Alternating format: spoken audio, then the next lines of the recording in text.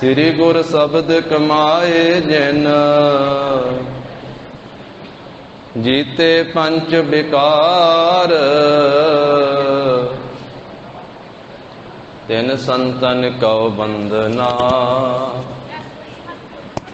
ਸਿਰ ਚਰਨਨ ਪਰ ਧਾਰ। ਤਿਨ ਸੰਤਨ ਕਉ ਬੰਦਨਾ ਸਿਰ ਚਰਨਨ ਪਰ ਧਾਰ। ਵਾਹਿਗੁਰੂ ਜੀ ਕਾ ਖਾਲਸਾ ਵਾਹਿਗੁਰੂ ਜੀ ਕੀ ਫਤਿਹ। ਜਾ ਹਰ ਜਹੂਰ ਹਾਜ਼ਰ ਹਜੂਰ ਸਰਬ ਕਲਾ ਭਰਪੂਰ। ਦਸਾਂ ਪਾਤਸ਼ਾਹਾਂ ਦੀ ਜੋਤ ਧੰਨ ਸ੍ਰੀ ਗੁਰੂ ਗ੍ਰੰਥ ਸਾਹਿਬ ਜੀ ਮਹਾਰਾਜ। ਸਤਿਗੁਰਾਂ ਦੀ ਅਪਰ ਅਪਾਰ ਕਿਰਪਾ ਰਹਿਮਤ ਦਾ ਸਦਕਾ ਜਗਤ ਗੁਰੂ ਧੰਨ ਧੰਨ ਸ੍ਰੀ ਗੁਰੂ ਨਾਨਕ ਦੇਵ ਸਾਹਿਬ ਜੀ ਮਹਾਰਾਜ ਸਤਿਗੁਰਾਂ ਦੇ ਪਾਵਣੇ ਅਸਥਾਨ ਸੱਚਖੰਡ ਦਰਬਾਰ ਗੁਰਦੁਆਰਾ ਸ੍ਰੀ ਬੇਰ ਸਾਹਿਬ ਜੀ ਵਿਖੇ ਗੁਰੂ ਚਰਨਾਂ ਦੀ ਹਾਜ਼ਰੀ ਭਰ ਰਹੀ ਗੁਰੂ ਕੀ ਸਾਜੀ ਨਵਾਜੀ ਹੋਈ ਸਾਧ ਸੰਗਤ ਜੀਓ। ਮਹਾਰਾਜ ਸਾਹਿਬ ਜੀ ਨੇ ਕਿਰਪਾ ਕੀਤੀ ਹੈ ਆਪਣੇ ਅੰਮ੍ਰਿਤਮਈ ਦਰਸ਼ਨ ਬਖਸ਼ਿਸ਼ ਕੀਤੇ ਸਤ ਸੰਗਤ ਦਾ ਅਮੋਲਕ ਸੁਭਾਗਾ ਸਮਾਂ ਗੁਰੂ ਕੀ ਕਿਰਪਾ ਨਾਲ ਪ੍ਰਾਪਤ ਹੋਇਆ ਹੈ। ਉੱਪਰ ਰੱਖੋ, ਥੱਲੇ ਨਾ ਰੱਖੋ, ਇਹ 'ਚ ਲਿਖੀ ਦੀ ਪੰਕਤੀ। ਗਰੀਬ ਨਵਾਜ ਜਗਤ ਗੁਰੂ ਧੰਨ ਸ੍ਰੀ ਗੁਰੂ ਨਾਨਕ ਦੇਵ ਸਾਹਿਬ ਮਹਾਰਾਜ ਜੀ ਜਿਨ੍ਹਾਂ ਸਤਿਗੁਰਾਂ ਦਾ ਪਾਵਨ ਪਵਿੱਤਰ ਇਤਿਹਾਸ ਲੜੀਵਾਰ ਰੂਪ ਦੇ ਵਿੱਚ ਸਾਧ ਸੰਗਤ ਜੀ ਸਰਵਣ ਕਰ ਰਹੇ ਹਾਂ। ਕੱਲ੍ਹ ਦੇ ਦੀਵਾਨ ਵਿੱਚ ਗੁਰੂ ਕੀਆਂ ਸੰਗਤਾਂ ਨੇ ਮਹਾਰਾਜ ਸਾਹਿਬ ਜੀ ਦੀ ਪਵਿੱਤਰ ਗਾਥਾ ਜੋ ਸਰਵਣ ਕੀਤੀ ਹੈ ਕਿ ਸਤਿਗੁਰੂ ਜੀ ਮੱਝਾਂ ਗਾਵਾਂ ਨੂੰ ਚਾਰਦਿਆਂ ਹੋਇਆਂ ਇੱਕ ਦਰਖਤ ਦੇ ਹੇਠਾਂ ਸਤਿਗੁਰੂ ਗਰੀਬ ਨਵਾਜ ਦੁਪਹਿਰ ਵੇਲੇ ਬਿਰਾਜੇ। ਦੁਪਹਿਰ ਢਲਣ ਤੋਂ ਬਾਅਦ ਜਦੋਂ ਸੂਰਜ ਪੱਛਮ ਦੀ ਤਰਫ ਗਿਆ ਉਸ ਮੌਕੇ ਤੇ ਪਰਛਾਵਾਂ ਢਲ ਜਾਂਦਾ ਹੈ। ਮਹਾਰਾਜ ਸਾਹਿਬ ਜੀ ਦੇ ਚਿਹਰੇ ਤੇ ਧੁੱਪ ਆ ਜਾਂਦੀ ਹੈ ਤੇ ਸ਼ੇਸ਼ਨਾਗ ਮਹਾਰਾਜ ਸਾਹਿਬ ਜੀ ਦੀ ਸੇਵਾ ਦੇ ਵਿੱਚ ਹਾਜ਼ਰ ਹੁੰਦਾ ਹੈ ਕਿ ਮੇਰੇ ਮਾਲਕ ਸਤਿਗੁਰੂ ਜੀ ਦੇ ਚਿਹਰੇ ਤੇ ਧੁੱਪ ਆਈ ਹੈ ਤੇ ਮੈਨੂੰ ਜਾ ਕੇ ਛਾਂ ਕਰਨੀ ਚਾਹੀਦੀ। ਆਪਣਾ ਦੂਸਰਾ ਰੂਪ ਧਾਰ ਕੇ ਚਿੱਟੇ ਦੁੱਧ ਵਰਗੇ ਰੂਪ ਦੇ ਵਿੱਚ ਆ ਕੇ ਪਹਿਲਾਂ 3 ਪਰਿਕਰਮਾ ਕਰਦਾ ਹੈ, ਮਹਾਰਾਜ ਨੂੰ ਨਮਸਕਾਰ ਕਰਦਾ ਹੈ, ਫਿਰ ਚਿਹਰੇ ਵਾਲੇ ਪਾਸੇ ਆਪਣੀ ਫਨ ਖਿਲਾਰ ਕੇ ਮਹਾਰਾਜ ਦੇ ਉੱਤੇ ਛਾਇਆ ਕਰਦਾ। ਰਾਏ ਬੁਲਾਰ ਜੀ ਨੇ ਆਉਂਦਿਆਂ ਤੱਕਿਆ ਵੀ ਇਹ ਕੌਣ ਬਾਲਕ ਹੈ ਜਿਸ ਦੇ ਉੱਤੇ ਜਿਸ ਨੇ ਦਰਖਤ ਦੀ ਛਾਂ ਤਿਆਗੀ ਹੋਈ ਹੈ ਤੇ ਇੱਕ ਕੱਪੜਾ ਓੜਿਆ ਹੋਇਆ। ਦੂਰੋਂ ਲੱਗਦਾ ਸੀ ਚਿੱਟੇ ਰੰਗ ਦਾ ਕੱਪੜਾ। ਨੇੜੇ ਆ ਕੇ ਵੇਖਿਆ ਇਹ ਤਾਂ ਕੋਈ ਵੱਡਾ ਸੱਪ ਹੈ। ਜਿਸ ਵੇਲੇ ਨੇੜੇ ਆਏ ਜਿਵੇਂ ਨੌਕਰ ਨੂੰ ਵੀ ਭੇਜਿਆ ਸੀ ਉਹ ਸੱਪ ਉੱਥੇ ਛਿਪ ਜਾਂਦਾ ਹੈ, ਅੱਗੇ ਪਿੱਛੇ ਹੋ ਜਾਂਦਾ ਹੈ। ਤੇ ਰਾਏ ਜੀ ਜਦੋਂ ਘੋੜੇ ਤੇ ਸਵਾਰ ਹੋਏ ਚੜੇ ਚੜਾਏ ਅੱਗੇ ਆਉਂਦੇ ਆ। ਘੋੜੇ ਦੇ ਸੁੰਮਾਂ ਦਾ ਖੜਕਾ ਸੁਣ ਕੇ ਮਹਾਰਾਜ ਸਾਹਿਬ ਜੀ ਸਾਵਧਾਨ ਹੁੰਦੇ ਉੱਠਦੇ ਆ। ਸਾਹਮਣੇ ਰਾਏ ਜੀ ਨੂੰ ਤੱਕਿਆ ਹੈ, ਨਾਲ ਕਿੰਨੀ ਸੈਨਾ ਹੈ। ਮਹਾਰਾਜ ਸਾਹਿਬ ਜੀ ਬਜ਼ੁਰਗ ਜਾਣ ਕੇ ਨਗਰ ਦਾ ਰਾਜਾ ਜਾਣ ਕੇ ਨਮਸਕਾਰ ਕਰਦੇ। ਰਾਏ ਬੁਲਾਰ ਜੀ ਘੋੜੇ ਤੋਂ ਉਤਰ ਕਰਕੇ ਗਲਵੱਕੜੀ ਵਿੱਚ ਲੈ ਕੇ ਗਰੀਬ ਨਵਾਜ ਸਾਹਿਬ ਜੀ ਦਾ ਮਸਤਕ ਚੁੰਮਦੇ। ਬਹੁਤ ਪ੍ਰੇਮ ਪਿਆਰ ਵੈਰਾਗ ਵਿੱਚ ਭਰ ਜਾਂਦੇ ਆ। गला गदगद हो जाता है, मुख तो बोलिया कुछ नहीं जाता, इन्ने प्रेम विच भर जाते। मन ही मन विच गुरु साहब जी नूं नमस्कारां करते ते जानते आए तां खुदा ने मेरे तलवंडी नूं भाग लाए, हुण मेरा भला होवेगा, मेरी कल्याण होवे। अपने घरे जाके महाराज दे पिता जी नूं बुलाउंदे आ ते कहिंदे आ भी मैता कल्याण चंद अपने पुत्र नूं पुत्र करके ना जानी, ये तां खुदा ही तेरे घर विच पुत्र रूप विच आया है। इस करके किसी प्रकार खाण पीण पहनण तो कदी भी झिड़की ना, प्रेम नाल सेवा करी। बहुत महिमा की। महाराज दे पिता जी वापस घरे आउंदे, फिर माता पिता जिवें बहुत प्रसन्न हुंदे आ, पिता जी भी बहुत खुश हुंदे। एक तां राए जी ने उस्तति कीती आ, एक इस करके भी खुश वा भी जिद्दन दे पुत्र नानक मझां गावां चारन लगे, उस दिन दीआं मझां गावां भी राजी हो गईयां, दुध भी वध देण लग पईयां, बड़ा चंगी तरह चार के लिआउंदे। इत्थों तक साध संगत जी आपां इतिहास पिछे सरवण कीता है। इस तो अगे जिवें गुरु साहिब जी की पवित्र गाथा आरंभ हो रही है, शरधा भावना सहित सरवण करिए। उचारण करो जी सतनाम श्री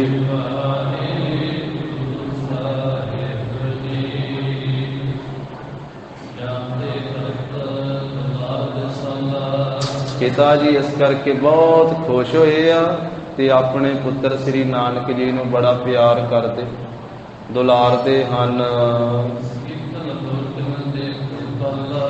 कृपालू जी नूं वेख करके अपने नेत्रां नूं शीतल करदे, अपने नेत्रां नूं ठंडिया करदे हन। उस दिन तो राए भोए दी तलवंडी नगरी दे विच घर घर दे विच सतगुरु जी की महिमा होण लग पई, क्योंकि राए बलार जी ने महाराज का कौतक तकिया ना, ये सप की छां करन वाला कौतक, ये राए बलार जी ने वेखिया तलवंडी दे राजे ने। ते राजे ने फिर कईयां दे नाल गल कीती, सारी तलवंडी दे विच ही गल फैल गई ते घर घर दे विच महाराज साहब जी की कीर्ति करन लगे। घर घर दे विच सारे माई भाई आपस विच मिल करके मनुख इस्त्रियां माई भाई मिल करके आपस दे विच ये गल्लां करदे, गुरु जी की वडियाई करदे। की गल करदे आ सारे मिल के, कहिंदे कि सप ने छां कीती आ पटवारी दे पुत्र दे उत्ते।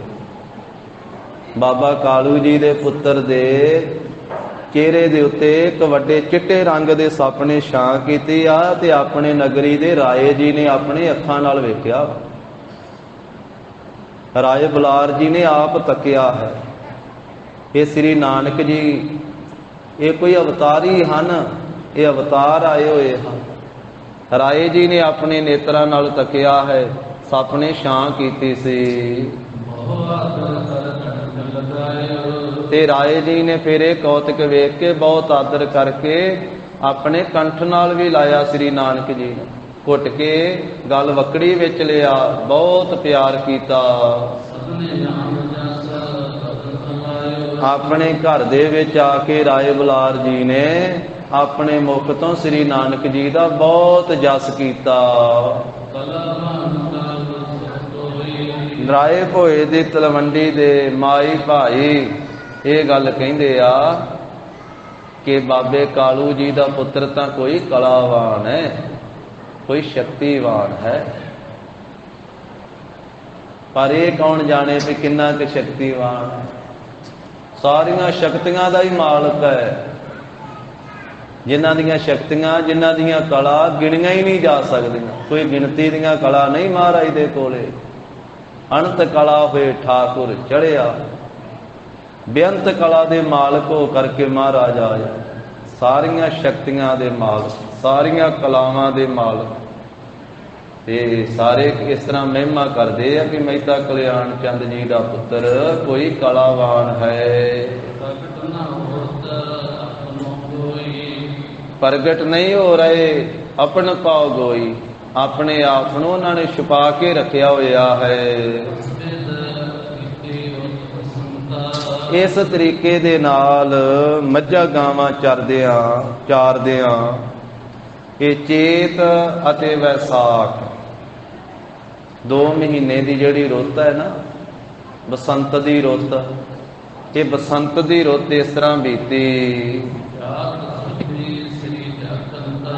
ਸੋਭਾ ਵਾਲੇ ਜੱਗ ਦੇ ਪਤੀ, ਜੱਗ ਦੇ ਮਾਲਕ ਸ੍ਰੀ ਗੁਰੂ ਨਾਨਕ ਦੇਵ ਸਾਹਿਬ ਮਹਾਰਾਜ ਜੀ ਗਾਵਾਂ ਚਾਰ ਰਹੇ ਆ, ਮੱਝਾਂ ਚਾਰ ਰਹੇ ਆ। ਬਸੰਤ ਦੀ ਰੁੱਤ ਬੀਤ ਗਈ। ਫਿਰ ਗਰੀਖਮ ਰੁੱਤ ਨੇ ਜ਼ੋਰ ਕੀਤਾ, ਜ਼ੋਰ ਪਾਇਆ, ਭਾਵ ਗਰੀਖਮ ਰੁੱਤ ਆ ਗਈ।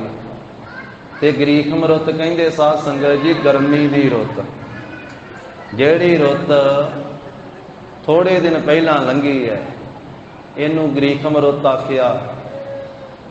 ਜੇਠ ਅਤੇ ਹਾੜ ਮਹੀਨਾ, ਇਹ 2 ਮਹੀਨੇ ਦੀ ਰੁੱਤ ਗਰੀਖਮ ਰੁੱਤ ਹੈ।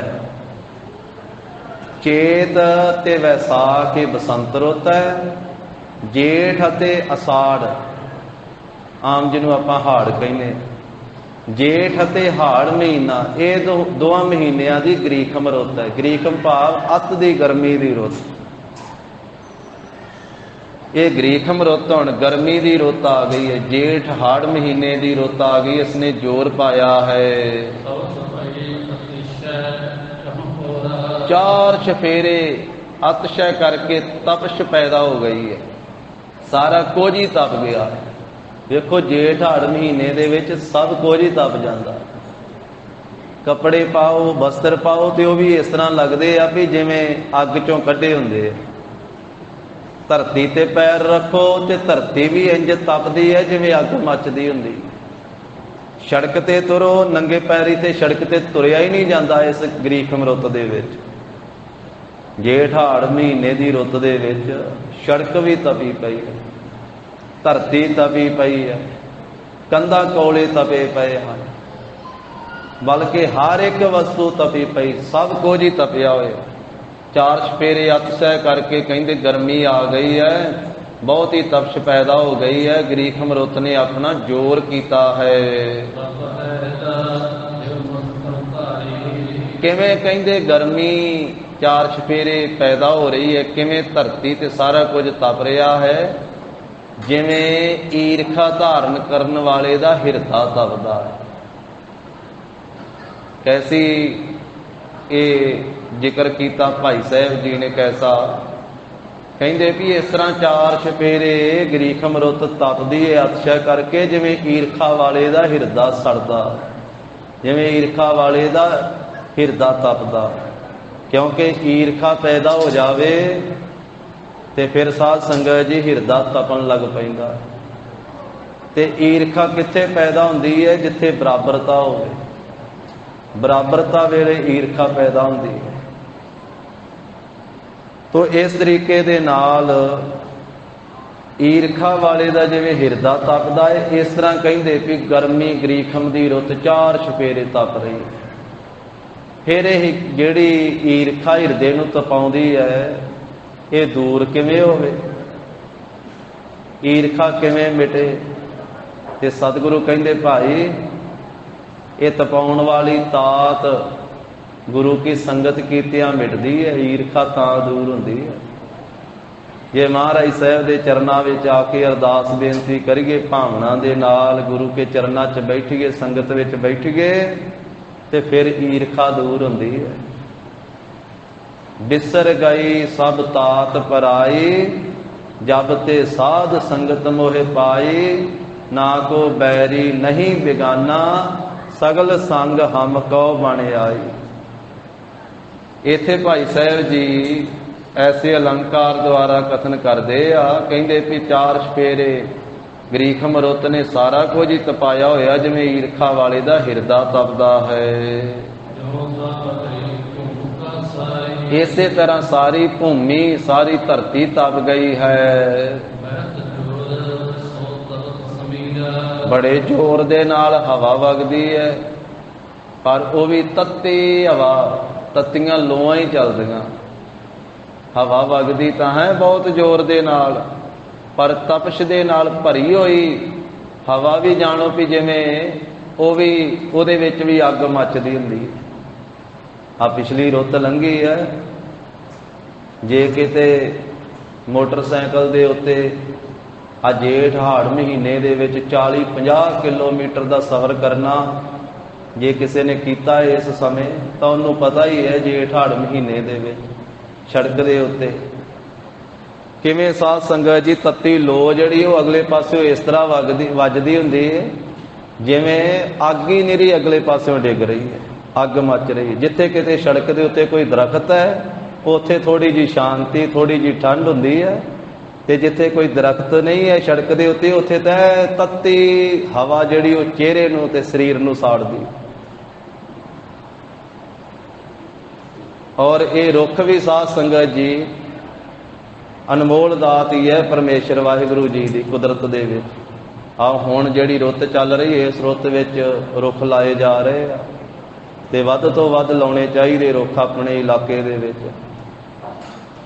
ਜਿੱਥੇ ਵੀ ਥਾਂ ਖਾਲੀ ਹੈ ਆਪਣੇ ਜ਼ਮੀਨ ਵਿੱਚ, ਖੇਤਾਂ ਵਿੱਚ, ਸੜਕਾਂ ਤੇ, ਨਗਰ ਦੇ ਆਲੇ ਦੁਆਲੇ ਵੱਧ ਤੋਂ ਵੱਧ ਬੂਟੇ ਰੁੱਖ ਲਾਉਣੇ ਚਾਹੀਦੇ, ਕਿਉਂਕਿ ਗਰਮੀ ਤੋਂ ਰਾਹਤ ਫਿਰ ਇਹ ਰੁੱਖਾਂ ਦੇ ਕਰਕੇ ਸਾਧ ਸੰਗਤ ਜੀ ਪ੍ਰਾਪਤ ਹੁੰਦੀ ਹੈ। ਤਾਂ ਹੋਰ ਵੀ ਬਹੁਤ ਇਹ ਰੁੱਖਾਂ ਦੇ ਲਾਭ ਹਨ। ਫਲਦਾਰ ਅਤੇ ਸਮੇਂ ਸਿਰ ਫਲ ਦਿੰਦੇ ਆ, ਛਾਂਦਾਰ ਅਤੇ ਛਾਂ ਦਿੰਦੇ।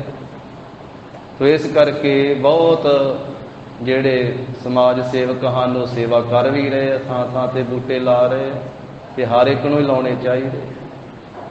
ਤਾਂ ਭਾਈ ਸਾਹਿਬ ਜੀ ਕਹਿੰਦੇ ਹਨ ਕਿ 4 ਚੁਫੇਰੇ ਸੋ ਜਿਹੜੀ ਭੂਮੀ ਹੈ ਜ਼ਮੀਨ ਉਹ ਤਪੀ ਹੋਈ ਹੈ, ਤੇ ਹਵਾ ਵੀ ਇਸ ਰੁੱਤ ਦੇ ਵਿੱਚ ਜੇਠ ਹਾੜ ਮਹੀਨੇ ਦੇ ਵਿੱਚ ਤੱਤੀ ਵਗਦੀ, ਤੱਤੀਆਂ ਲੋਆਂ ਚੱਲਦੀਆਂ ਹਨ।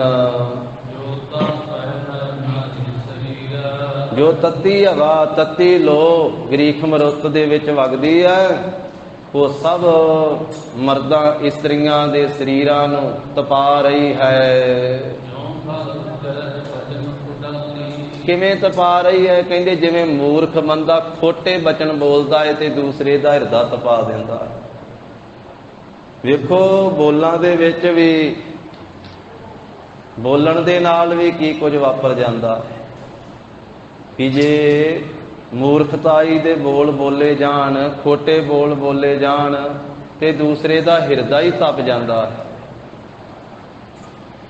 ਤੇ ਪਿਆਰ ਵਾਲੇ ਤੇ ਮਿੱਠੇ ਵਿਚਾਰ ਵਾਲੇ ਬੋਲ ਬੋਲੇ ਜਾਣ ਤੇ ਤਪਿਆ ਹੋਇਆ ਹਿਰਦਾ ਵੀ ਠੰਡਾ ਠਾਰ ਹੋ ਜਾਂਦਾ ਹੈ। ਹੁਣ ਪ੍ਰੇਮ ਨਾਲ ਬੋਲਣ ਵਾਲੇ ਨੇ ਦੂਸਰੇ ਨੂੰ ਕੁਝ ਦਿੱਤਾ ਨਹੀਂ, ਪਰ ਪ੍ਰੇਮ ਵਾਲੇ ਬੋਲ ਹੀ ਐਸੇ ਆ, ਭਾਵਨਾ ਨਾਲ ਬੋਲੇ ਜਾਣ, ਪ੍ਰੇਮ ਨਾਲ ਬੋਲੇ ਜਾਣ ਤੇ ਤਪੇ ਹੋਏ ਹਿਰਦੇ ਵੀ ਠੰਡੇ ਹੋ ਜਾਂਦੇ। ਤੇ ਕਹਿੰਦੇ ਜਿਵੇਂ ਕੋਈ ਮੂਰਖ ਬੋਲਦਾ ਹੈ ਤੇ ਜਿਸ ਵੇਲੇ ਉਹ ਕੋਝੇ ਜਿਹੇ ਬੋਲ ਬੋਲਦਾ ਹੈ, ਮੰਦੇ ਬੋਲ ਬੋਲਦਾ ਹੈ ਤੇ ਦੂਸਰੇ ਨੂੰ ਤਪਾ ਦਿੰਦਾ ਹੈ।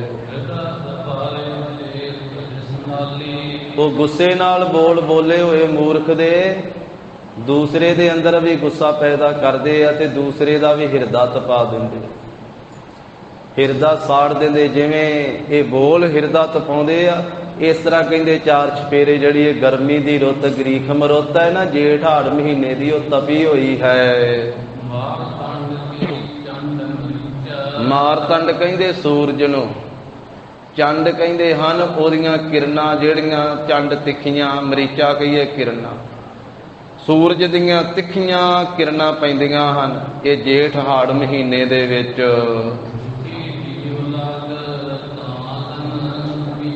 ਤੇ ਦੁਖੀ ਹੋ ਰਹੇ ਆ ਜੀਵ, ਛੋਟੇ ਛੋਟੇ ਤਾਲਣ ਵਿੱਚ, ਛੋਟੇ ਤਲਾਵਾਂ ਦੇ ਵਿੱਚ, ਜਿਹੜੇ ਛੋਟੇ ਛੋਟੇ ਤਲਾਅ ਉਹਨਾਂ ਵਿੱਚ ਜੀਵ ਰਹਿਣ ਵਾਲੇ ਦੁਖੀ ਹੋ ਗਏ। ਨਿੱਕੇ ਨਿੱਕੇ ਛੱਪੜ, ਨਿੱਕੇ ਨਿੱਕੇ ਟੋਭੇ, ਨਿੱਕੇ ਨਿੱਕੇ ਖਾਲ। ਜਦੋਂ ਇਹ ਜੇਠ ਹਾੜ ਮਹੀਨੇ ਦੀ ਇਹ ਗਰਮੀ ਦੀ ਰੁੱਤ ਆਈ ਨਾ ਤੇ ਪਾਣੀ ਤਪ ਗਿਆ। ਪਾਣੀ ਸੀ ਥੋੜਾ, ਉਹ ਛੱਪੜ ਸੀ ਛੋਟੇ, ਤਾਲ ਸੀ ਛੋਟੇ, ਉਹ ਥੋੜੇ ਥਾਂ ਵਿੱਚ ਪਾਣੀ ਹੋਣੇ ਕਰਕੇ ਉਹ ਤਪ ਗਿਆ। ਦਰਿਆਵਾਂ ਦਾ ਪਾਣੀ ਨਹੀਂ ਤਪਦਾ, ਵੱਡੀਆਂ ਨਦੀਆਂ ਦਾ ਪਾਣੀ ਨਹੀਂ ਤਪਦਾ, ਪਰ ਛੋਟੇ ਛੱਪੜਾਂ ਦਾ ਪਾਣੀ ਤਪ ਜਾਂਦਾ ਫਿਰ ਇਹ ਜੇਠ ਹਾੜ ਮਹੀਨੇ ਦੇ ਵਿੱਚ। ਉਹ ਛੋਟੇ ਛੱਪੜਾਂ ਦਾ ਪਾਣੀ ਜਦੋਂ ਤਪ ਗਿਆ ਤੇ ਉਹਦੇ ਵਿੱਚ ਰਹਿਣ ਵਾਲੇ ਜਿੰਨੇ ਜਲ ਜੰਤੂ ਹਨ ਉਹ ਸਾਰੇ ਦੁਖੀ ਹੋਏ। ਫਿਰ ਉਹ ਡੱਡੀਆਂ, ਮੱਛੀਆਂ, ਹੋਰ ਜਿੰਨੇ ਵੀ ਜਲ ਜੰਤੂ ਆ ਉਹ ਸਾਰੇ ਦੁਖੀ ਹੋ ਗਏ, ਕਿਉਂਕਿ ਪਾਣੀ ਅੱਤ ਦਾ ਤਪ ਗਿਆ।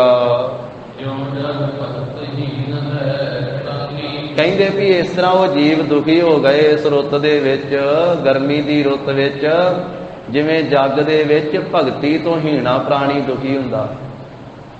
ਸੰਸਾਰ ਦੇ ਵਿੱਚ ਸੁੱਖ ਉਸ ਨੂੰ ਹੈ ਜਿਹੜਾ ਭਗਤੀ ਕਰਦਾ ਹੈ।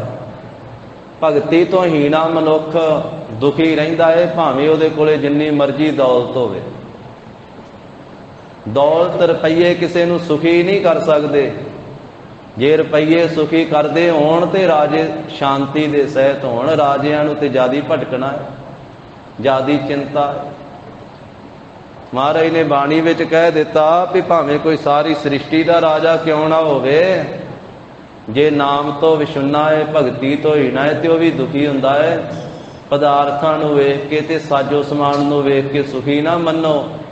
ਇਹ ਤੇ ਉਹਨੂੰ ਪੁੱਛਿਆ ਹੀ ਪਤਾ ਲੱਗੇਗਾ ਵੀ ਕਿੰਨਾ ਕੁ ਸੁਖੀ ਹੈ, ਕਿੰਨੀ ਕੁ ਸ਼ਾਂਤੀ ਹੈ, ਕਿੰਨਾ ਕੁ ਚੈਨ ਹੈ। ਦੁਖੀ ਰਹਿੰਦਾ, ਨੀਂਦ ਨਹੀਂ ਪੈਂਦੀ, ਦਵਾਈਆਂ ਖਾ ਖਾ ਸੌਂਦੇ, ਗੋਲੀਆਂ ਖਾ ਖਾ ਕੇ, ਟੀਕੇ ਲਵਾ ਲਵਾ ਸੌਂਦੇ, ਨੀਂਦ ਹੀ ਨਹੀਂ ਆਉਂਦੀ।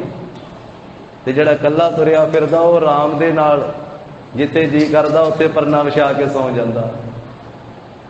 ਉਹਨਾਂ ਦੇ ਆਲੇ ਦੁਆਲੇ ਆਪ ਤਾਂ ਉਹਨਾਂ ਨੇ ਕੀ ਸੁੱਖ ਦੀ ਨੀਂਦੇ ਸੌਣਾ, 5-7 ਹਜ਼ਾਰ ਆਦਮੀ ਹੋਰ ਨੂੰ ਵੀ ਨਾਲ ਦਿਆਂ ਨੂੰ ਵੀ ਨਹੀਂ ਸੌਣ ਦਿੰਦੇ ਸੁੱਖ ਦੀ ਨੀਂਦ। ਜਿੱਧਰ ਜਾਣਾ ਅੱਗੇ ਪਿੱਛੇ ਕਿੰਨੇ ਸੈਂਕੜੇ ਭੱਜੇ ਫਿਰਦੇ, ਉਹਨਾਂ ਵਿਚਾਰਿਆਂ ਨੂੰ ਵੀ ਫਾਹੇ ਟੰਗਿਆ ਹੁੰਦਾ। ਇਸ ਕਰਕੇ ਸੁਖੀ ਕੋਈ ਦੌਲਤ ਨਾਲ ਨਹੀਂ ਹੋ ਸਕਦਾ, ਮਾਇਆ ਨਾਲ ਨਹੀਂ ਹੋ ਸਕਦਾ, ਸੁਖ ਨਾਮ ਤੋਂ ਬਿਨਾ ਨਹੀਂ। ਹੁਣੇ ਹੀ ਕੀਰਤਨ ਕਰ ਰਹੇ ਸਨ ਭਾਈ ਸਾਹਿਬ ਜੀ ਤੇ ਸ਼ਬਦ ਪੜ੍ਹ ਰਹੇ ਸੀ, ਡਿੱਠਾ ਸਭ ਸੰਸਾਰ ਸੁਖ ਨਾ ਨਾਮ ਬਿਨ। ਸਾਰਾ ਸੰਸਾਰ ਆਖਿਆ ਮਹਾਰਾਜ ਨੇ। ਇੱਕ ਪਿੰਡ ਦੀ, ਇੱਕ ਸ਼ਹਿਰ ਦੀ, ਇੱਕ ਜ਼ਿਲ੍ਹੇ ਦੀ, ਇੱਕ ਸੂਬੇ ਦੀ, ਇੱਕ ਦੇਸ਼ ਦੀ ਗੱਲ ਨਹੀਂ ਕੀਤੀ। ਡਿੱਠਾ ਸਭ ਸੰਸਾਰ ਸੁਖ ਨਾ ਨਾਮ ਬਿਨ। ਸੰਸਾਰ ਵਿੱਚ ਸਾਰੇ ਆ ਜਾਂਦੇ, ਇੱਕ ਗਰੀਬ ਤੋਂ ਲੈ ਕੇ ਇੱਕ ਰਾਜੇ ਤੱਕ। ਸਾਰਾ ਸੰਸਾਰ ਵੇਖਿਆ ਪਰ ਨਾਮ ਤੋਂ ਬਿਨਾ ਸੁੱਖ ਨਹੀਂ ਭਾਈ। ਜਿੱਥੇ ਮਰਜੀ ਬੰਦਾ ਭੱਜ ਲਵੇ, ਜਿੱਧਰ ਮਰਜੀ ਛਾਲਾਂ ਲਾ ਲਵੇ, ਜਿੱਧਰ ਮਰਜੀ ਦੌੜ ਲਵੇ, ਜਿੰਨੇ ਮਰਜੀ ਯਤਨ ਕਰ ਲਵੇ, ਸੁੱਖ ਪ੍ਰਾਪਤ ਹੋਣਾ ਭਗਤੀ ਕਰਨ ਦੇ ਨਾਲ, ਗੁਰੂ ਕੀ ਸ਼ਰਨ ਪੈਣ ਦੇ ਨਾਲ, ਨਾਮ ਜਪਣ ਦੇ ਨਾਲ। ਜਿਵੇਂ ਕਹਿੰਦੇ ਵੀ ਸੰਸਾਰ ਦੇ ਵਿੱਚ ਭਗਤੀ ਤੋਂ ਹੀਣਾ ਪ੍ਰਾਣੀ ਦੁਖੀ ਹੈ ਨਾ, ਇਸ ਤਰ੍ਹਾਂ ਜੇਠ ਹਾੜ ਮਹੀਨੇ ਗਰੀਖਮ ਰੁੱਤ, ਗਰਮੀ ਦੀ ਰੁੱਤ ਦੇ ਵਿੱਚ ਛੋਟੇ ਛੋਟੇ ਤਲਾਵਾਂ ਦੇ ਵਿੱਚ ਜਲ ਜੰਤੂ ਦੁਖੀ ਹਨ। ਤੇ ਜਨਮ ਮਰਨ ਦੇ ਵਿੱਚ ਨਿਤਾ ਪ੍ਰਤੀ ਦੁੱਖਾਂ ਦੀ ਖਾਣ ਉਹਨਾਂ ਵਾਸਤੇ ਬਣੀ ਰਹਿੰਦੀ। ਉਹ ਜੰਮਣ ਮਰਨ ਵਿੱਚ ਪੈ ਰਹਿੰਦੇ ਜੀਵ, ਜਿਹੜੇ ਜੀਵ ਭਗਤੀ ਨਹੀਂ ਕਰਦੇ ਮਨੁੱਖਾ ਜਨਮ ਵਿੱਚ। ਇਸ ਰੁੱਤ ਦੇ ਵਿੱਚ ਭਾਈ ਸੰਤੋਖ ਸਿੰਘ ਜੀ ਗਰੀਖਮ ਰੁੱਤ ਦਾ ਹੀ ਸਾਰਾ ਜ਼ਿਕਰ ਕਰ ਰਹੇ, ਗਰਮੀ ਦੀ ਰੁੱਤ ਦਾ। ਪਿੱਛੇ ਉਹਨਾਂ ਨੇ ਬਸੰਤ ਰੁੱਤ ਦਾ ਜ਼ਿਕਰ ਕੀਤਾ ਸੀ ਕੱਲ, ਕਿ ਬਸੰਤ ਰੁੱਤ ਜਿਹੜੀ ਚੇਤ ਵਿਸਾਖ, ਉਸ ਵਿੱਚ ਮਹਾਰਾਜ ਨੇ ਮੱਝਾਂ ਗਾਵਾਂ ਚਾਰੀਆਂ। ਹੁਣ ਅੱਤ ਦੀ ਗਰਮੀ ਜਿਹੜੀ ਗਰੀਖਮ ਰੁੱਤ ਹੈ, ਜੇਠ ਤੇ ਹਾੜ, ਉਹਦਾ ਜ਼ਿਕਰ ਕਰ ਰਹੇ, ਇਸ ਅਲੰਕਾਰ ਦੁਆਰਾ ਦੱਸ ਰਹੇ। ਅੱਤ ਦੀ ਗਰਮੀ ਹੈ ਤੇ ਜਿਸ ਵੇਲੇ ਕੜਕਵੀਂ ਧੁੱਪ ਪੈਂਦੀ ਹੈ ਜੇਠ ਹਾੜ ਮਹੀਨੇ ਵਿੱਚ, ਤੇ ਫਿਰ ਜਿਨ੍ਹਾਂ ਥਾਵਾਂ ਦੇ ਉੱਤੇ ਪਾਣੀ ਸੁੱਕ ਗਿਆ ਨਾ, ਉੱਥੇ ਕਰਦਮ ਚਿੱਕੜ ਬਣ ਗਿਆ, ਸੂਕੇ ਗਲ ਕਰਦਮ ਬਿਹਰਾਨੀ। ਜਦੋਂ ਪਾਣੀ ਸੁੱਕ ਗਿਆ ਤੇਜ਼ ਧੁੱਪ ਦੇ ਨਾਲ, ਵੇਖੋ ਸਭ ਛੱਪੜ ਸੁੱਕ ਜਾਂਦੇ, ਪਾਣੀ ਸੁੱਕ ਜਾਂਦਾ। ਇਹ ਜੇਠ ਹਾੜ ਮਹੀਨੇ ਦੇ ਵਿੱਚ ਅੱਤ ਦੀ ਜਦੋਂ ਗਰਮੀ ਹੁੰਦੀ ਹੈ, ਅੱਤ ਦੀ ਧੁੱਪ ਪੈਂਦੀ ਹੈ, ਤੇ ਫਿਰ ਜਿੱਥੇ ਚਿੱਕੜ ਹੁੰਦਾ ਤੇ ਉਹ ਚਿੱਕੜ ਵਾਲੀ ਥਾਂ ਦੇ ਉੱਤੇ ਉਹ ਚਿੱਕੜ ਵੀ ਪਾਟ ਜਾਂਦਾ ਸੁੱਕ ਕੇ। ਪਹਿਲੋਂ ਚਿੱਕੜ ਤੇੜਾ ਵਾ ਉਹ ਥੋੜਾ ਜਿਹਾ ਸੁੱਕਦਾ ਤੇ ਫਿਰ ਉਹ ਧਰਤੀ ਜਿਹੜੀ ਉੱਥੋਂ ਪਾਟ ਜਾਂਦੀ, ਚਿੱਕੜ ਜਿਹੜਾ ਉਹਦੇ ਵਿੱਚ ਪਾੜ ਪੈ ਜਾਂਦੇ। ਤਾਂ ਜਿਵੇਂ ਕਹਿੰਦੇ ਉਹ ਚਿੱਕੜ ਪਾਟ ਜਾਂਦਾ ਹੈ। ਜਾਣੋ ਕਿ ਉਹ ਜਿਹੜੇ ਪ੍ਰੇਮੀ ਆ ਨਾ, ਪਰਮੇਸ਼ਰ ਦੇ ਪ੍ਰੇਮੀ, ਉਹਨਾਂ ਦੇ ਹਿਰਦੇ ਦੇ ਵਿੱਚ ਸਿੱਖਿਆ ਸਿਖਾਉਂਦਾ ਹੈ ਉਹ ਚਿੱਕੜ। ਉਹ ਕਹਿੰਦਾ ਵੀ ਜਿਵੇਂ ਮੇਰੇ ਵਿੱਚੋਂ ਪਾਣੀ ਸੁੱਕਾ ਤੇ ਮੇਰਾ ਇਹ ਅੰਦਰ ਜਿਹੜਾ ਹੈ ਪਾਣੀ ਤੋਂ ਬਿਨਾਂ ਪਾਟ ਗਿਆ। ਇਸ ਕਰਕੇ ਪ੍ਰਭੂ ਦੇ ਪ੍ਰੇਮੀਓ, ਜੇ ਤੁਹਾਡੇ ਅੰਦਰੋਂ ਵੀ ਪਰਮੇਸ਼ਰ ਦਾ ਪ੍ਰੇਮ ਮੁੱਕ ਗਿਆ, ਪ੍ਰੇਮ ਸੁੱਕ ਗਿਆ, ਤੇ ਤੁਹਾਡਾ ਹਿਰਦਾ ਵੀ ਜਿਹੜਾ ਹੈ ਵਿਛੋੜੇ ਦੇ ਵਿੱਚ ਪਾਟ ਜਾਣਾ ਚਾਹੀਦਾ। ਤੁਸੀਂ ਪਰਮੇਸ਼ਰ ਦੇ ਪ੍ਰੇਮ ਨੂੰ ਭੁਲਾ ਕੇ ਫਿਰ ਵੀ ਜਿਉਂਦੇ ਹੀ ਹੋ। ਕਹਿੰਦੇ ਉਹ ਚਿੱਕੜ ਜਿਹੜਾ ਪਾਟੀ ਹੋਈ ਧਰਤੀ ਹੈ ਨਾ, ਪਾਟਾ ਹੋਇਆ ਚਿੱਕੜ, ਉਹਦੇ ਵਿੱਚ ਤਰੇੜਾਂ ਪਈਆਂ, ਪਾੜ ਪਏ। ਗ੍ਰੀਕ ਮਰੁੱਤ ਵਿੱਚ ਇਹ ਸਿੱਖਿਆ ਸਿਖਾਉਂਦਾ ਹੈ ਕਿ ਰੱਬ ਦੇ ਪ੍ਰੇਮੀ ਅਖਵਾਉਣ ਵਾਲਿਓ, ਜੇ ਤੁਹਾਡੇ ਅੰਦਰੋਂ ਰੱਬ ਦਾ, ਪ੍ਰਭੂ ਦਾ, ਗੁਰੂ ਦਾ ਪ੍ਰੇਮ ਮੁੱਕਦਾ ਹੈ ਤੇ ਤੁਹਾਡਾ ਹਿਰਦਾ ਵੀ ਮੇਰੇ ਵਾਂਗੂ ਪਾਟ ਜਾਣਾ ਚਾਹੀਦਾ। ਮੇਰੇ ਅੰਦਰੋਂ ਪਾਣੀ ਜਦੋਂ ਮੁੱਕਾ, ਮੇਰੇ ਉਸੇ ਤੇ ਸਮੇਂ ਹੀ ਮੈਂ ਪਾਟ ਗਿਆ। ਇਹ ਸਿੱਖਿਆ ਸਿਖਾ ਰਿਹਾ ਹੈ ਵੀ ਤੁਸੀਂ ਪ੍ਰੇਮ ਧਾਰਨ ਕਰੋ ਪਰਮੇਸ਼ਰ ਦਾ, ਨਹੀਂ ਤੇ ਹਿਰਦਾ ਜਿਹੜਾ ਇਹ ਪਾਟ ਜਾਣਾ ਚਾਹੀਦਾ ਹੈ।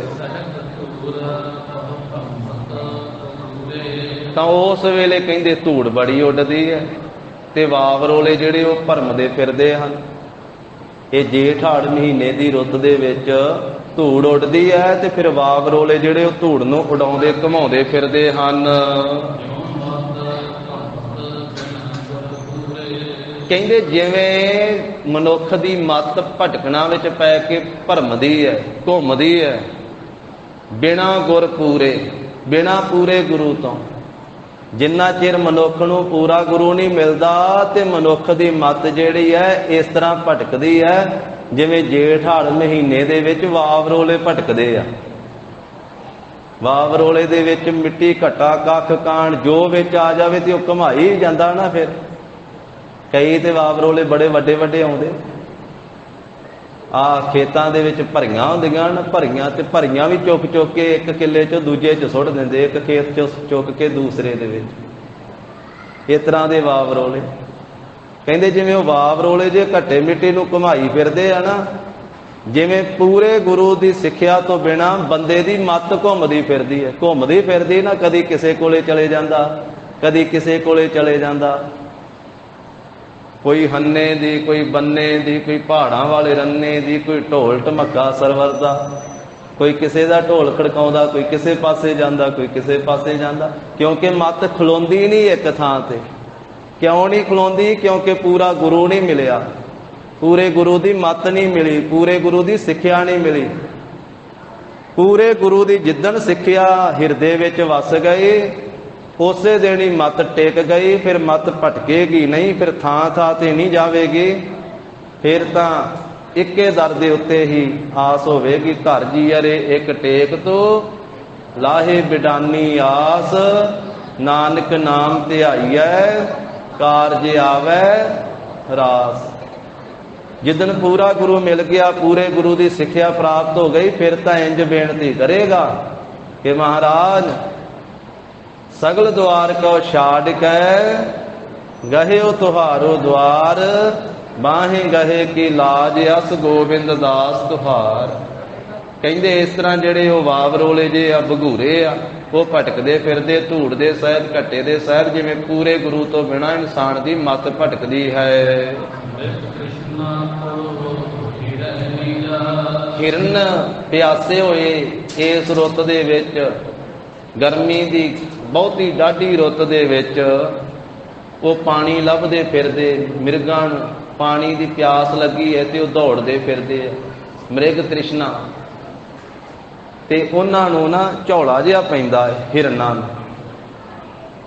ਉਹ ਰਾਜਸਥਾਨ ਦੇ ਰੇਗਿਸਤਾਨ ਦੇ ਇਲਾਕੇ ਦੇ ਵਿੱਚ ਜਦੋਂ ਸੂਰਜ ਦੀਆਂ ਕਿਰਨਾਂ ਦੇ ਨਾਲ ਮੋਟਾ ਮੋਟਾ ਰੇਤਾ ਜਿਹੜਾ ਉਹ ਚਮਕਦਾ ਹੈ ਨਾ, ਤੇ ਦੂਰ ਇਸ ਤਰ੍ਹਾਂ ਲੱਗਦਾ ਵੀ ਉਹ ਪਾਣੀ ਦੀ ਨਦੀ ਵਗਦੀ ਪਈ ਹੈ, ਪਾਣੀ ਦਾ ਦਰਿਆ ਚੱਲਦਾ ਪਿਆ, ਪਾਣੀ ਦੀ ਨਦੀ ਵਗਦੀ ਪਈ ਹੈ। ਤੇ ਹਿਰਨ ਭੱਜ ਕੇ ਉੱਥੇ ਜਾਂਦੇ ਆ। ਉਹ ਜਦੋਂ ਸਫ਼ਰ ਕਰਦੇ ਆ ਨਾ ਕਿਲੋ 2 ਕਿਲੋਮੀਟਰ, ਤੇ ਉੱਥੇ ਜਾਂਦੇ ਆ ਤੇ ਉੱਥੋਂ ਗਾਂਹ ਨਿਗਾਹ ਪੈਂਦੀ ਤੇ ਫਿਰ ਓਨਾ ਹੀ ਦੂਰ ਲੱਗਦਾ ਵੀ ਉਹ ਪਾਣੀ ਅੱਗੇ ਹੈ। ਫਿਰ ਭੱਜ ਕੇ ਉੱਥੇ ਜਾਂਦੇ, ਪਰ ਪਾਣੀ ਲੱਭਦਾ ਕਿਤੋਂ ਨਹੀਂ। ਇਸ ਤਰ੍ਹਾਂ ਦੀ ਉਹਨੂੰ ਬਾਣੀ 'ਚ ਆਖਿਆ ਮ੍ਰਿਗ ਤ੍ਰਿਸ਼ਨਾ ਦਾ ਜਲ। ਮਿਰਗਾਂ ਨੂੰ, ਹਿਰਨਾਂ ਨੂੰ ਪਿਆਸ ਤੇ ਲੱਗੀ ਹੋਈ, ਪਰ ਪਿਆਸ ਉਹਨਾਂ ਨੂੰ ਉਹ ਪਾਣੀ ਪ੍ਰਾਪਤ ਨਹੀਂ ਹੋ ਰਿਹਾ। ਜਿਵੇਂ ਕਹਿੰਦੇ ਵੀ ਉਹ ਪਾਣੀ, ਪਿਆਸੇ ਮਿਰਗ ਜਿਹੜੇ ਹਨ ਉਹ ਪਾਣੀ ਲੱਭਦੇ ਫਿਰਦੇ, ਜੰਗਲ ਦੇ ਪਸ਼ੂ ਇਸ ਰੁੱਤ ਵਿੱਚ ਪਾਣੀ ਲੱਭਦੇ ਫਿਰਦੇ ਹਨ।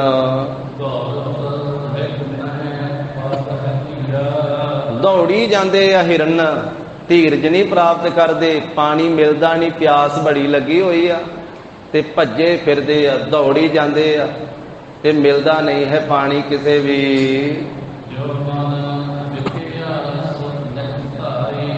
ਕਹਿੰਦੇ ਇਸੇ ਤਰ੍ਹਾਂ ਦੌੜਦੇ ਆ ਉਹ ਜੰਗਲ ਦੇ ਪਸ਼ੂ, ਹਿਰਨ ਆਦਿਕ, ਜਿਵੇਂ ਵਿਸ਼ੇ ਵਿਕਾਰਾਂ ਦੇ ਵਿੱਚ ਬੰਦਾ ਦੌੜੀ ਜਾਂਦਾ ਹੈ।